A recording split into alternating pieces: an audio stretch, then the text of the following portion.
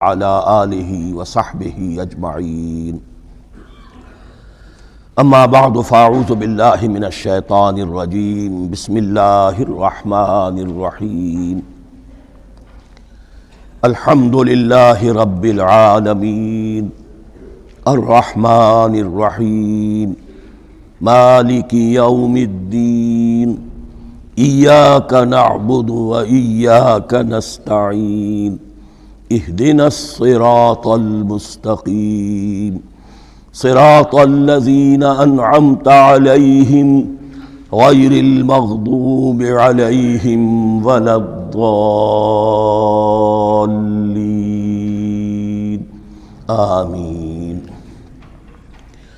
رب اشرح لي صدري ويسر لي أمري واحلل عقدة من لساني يفقهوا قولي اللہم ربنا الہمنا رشدنا واعذنا من شرور انفسنا اللہم ارنا الحق حقا وارزقنا اتباعه وارنا الباطل باطلا وارزقنا اجتنابه اللہم ربنا یسر لنا امورنا كلها واتمم لنا بالخیر وتقبل منا فإنك خیر المتقبلین آمین یا رب العالمین۔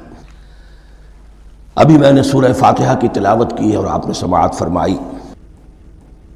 یہ سورہ مبارکہ مصحف کے اعتبار سے تو پہلی سورت ہے ہی، سب کو معلوم ہے، لیکن یہ بھی نوٹ کر لیجئے کہ یہ نزول کے اعتبار سے بھی سب سے پہلی مکمل سورت جو حضور پر نازل ہوئی وہ یہی ہے۔ اس سے قبل متفرق آیات نازل ہوئیں، 5 آیتیں سورہ علق کے آغاز میں، کچھ آیتیں سورہ قلم یا سورہ نون کے آغاز میں، کچھ آیتیں سورہ مزمل کی ابتدا کی، کچھ آیتیں سورہ مدثر کے آغاز کی۔ 5ویں وحی تقریباً اس پر اجماع ہے کہ یہ سورۃ الفاتحہ کی ہے اور یہ مکمل سورت ہے جو حضور پر نازل ہوئی۔ سورۃ الفاتحہ کے معنی ہوئے افتتاحی سورت۔ فتح یفتح کے معنی ہے کھولنا، مفتاح کنجی کو کہتے ہیں، چابی کو۔ تو یہ اوپننگ سورہ آف دی قرآن حکیم کی افتتاحی صورت۔ ویسے جیسا کہ میں تعارف قرآن کے ضمن میں عرض کر چکا ہوں، عربوں کا یہ مزاج تھا کہ جس چیز سے انہیں خصوصی محبت ہوتی تھی اس کے بہت سے نام رکھتے تھے۔ اس کے بھی بہت سے نام ہیں۔ سورۃ الفاتحہ سب سے عام ہے، لیکن الکافیہ، الشافیہ، ام القرآن، اساس القرآن، کم سے کم یہ 4 نام تو میں سمجھتا ہوں کہ ہر مسلمان کو مزید معلوم ہونے چاہیے، اور بھی بہت سے نام۔ اس سورہ مبارکہ کی بالاتفاق و بالاجماع 7 آیتیں ہیں، اگرچہ ان کی ترتیب میں کچھ اختلاف ہے۔ ایک رائے یہ ہے، اور یہ رائے امام شافعی کی بھی ہے اور بصرہ کے جو قراء تھے ان کی بھی ہے، کہ آیت بسم اللہ بھی سورہ فاتحہ میں شامل ہے، اس کا جز ہے۔ وہ اس کو شامل کر کے پھر 7 آیتیں بناتے ہیں، تو آخری جنہیں ہم 2 آیتیں سمجھتے ہیں، صراط الذین انعمت علیہم غیر المغضوب علیہم ولا الضالین، وہ ان کے نزدیک ایک آیت ہے۔ تو گویا کہ نتیجہ یہ نکلا کہ آیتوں کی تعداد 7 ہی رہتی ہے۔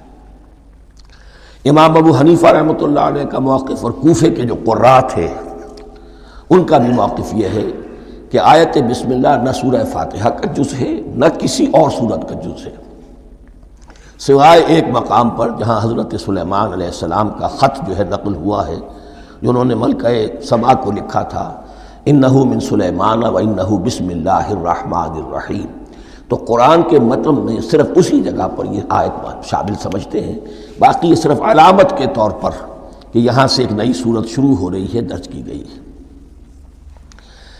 اس سورہ مبارکہ کو الصلاح قرار دیا گیا ایک حدیث میں۔ اس کا جو اسلوب ہے وہ دعا کا ہے، اور دعا کے ساتھ اس کی جو مناسبت ہے، اور پھر اسی کی وجہ سے ہماری نماز کا یہ جزو لا ینفک بنا دیا گیا۔ بلکہ ایک حدیث جو میں آپ کو سناؤں گا اس میں اسی کو نماز قرار دیا گیا، الصلاح یہی ہے۔ ویسے وہ حدیث مبارک موجود ہے، من لم یقرأ بفاتحۃ الکتاب لا صلاۃ لمن لم یقرأ بفاتحۃ الکتاب، جو شخص سورہ فاتحہ کی تلاوت نہیں کرتا اس کی کوئی نماز نہیں۔ اس کے حوالے سے بھی ہمارے ہاں دو مسلک ہیں، ذکر صرف اس لیے کر رہا ہوں کہ آپ کے علم میں ہو، ان میں کوئی بنیادی فرق نہیں ہے۔ کسی بھی ایک رائے کا انسان قائل اور حامل ہو سکتا ہے بغیر اس کے کہ دوسرے کو بالکل غلط قرار دے، بلکہ یہ کہ اس کے لیے بھی گنجائش اپنے ذہن میں اور اپنے دل میں رکھے۔ اور دوسری آیت یہ ہے کہ اس کا حصہ نہیں ہے۔ اسی اعتبار سے یہ کہ یہ سورہ مبارکہ نماز میں پڑھی جانی ضروری ہے۔ لا صلاۃ لمن لم یقرأ بفاتحۃ الکتاب۔ البتہ یہ اختلاف ہے، یہ بات جو میں ذکر کر رہا تھا جو ذہن سے نکل گئی، کہ آیا مقتدی جو ہے امام کے پیچھے کھڑا ہو کر جب نماز پڑھ رہا ہو تو کیا اس صورت میں بھی اس کے لیے لازم ہے کہ سورہ فاتحہ پڑھے؟ اس میں دو رائے ہو گئی، بلکہ تین۔ ایک رائے انتہائی ہے اور وہ فقہ حنفی کی طرف منسوب ہے کہ اگر آپ امام کے پیچھے مقتدی کی حیثیت سے نماز پڑھ رہے ہیں تو کسی بھی رکعت میں آپ سورہ فاتحہ نہیں پڑھیں گے۔ ایک دوسری بالکل برعکس رائے ہے، وہ امام شافعی رحمۃ اللہ علیہ کی ہے کہ ہر حالت میں، چاہے امام جہری رکعت پڑھا رہا ہو جس میں وہ بلند آواز سے سورہ فاتحہ پڑھ رہا ہو، اور چاہے وہ سری رکعت ہو، ہر حالت میں مقتدی کو بھی پڑھنی ہے۔ ایک تیسری رائے بین بین ہے، وہ امام مالک کی ہے رحمۃ اللہ علیہ، کہ جو سری رکعت ہے جس میں کہ امام بھی خاموشی سے پڑھ رہا ہے، مقتدیوں کو بھی پڑھنی چاہیے۔ جو جہری رکعت ہے جس میں کہ امام بلند آواز سے پڑھ رہا ہے، اس میں مقتدیوں کو خاموش رہ کر پوری توجہ جو ہے سننے پر صرف کر دینی چاہیے۔ اذا قرئ القرآن فاستمعوا له وانصتوا، جب قرآن پڑھا جا رہا ہو تو پوری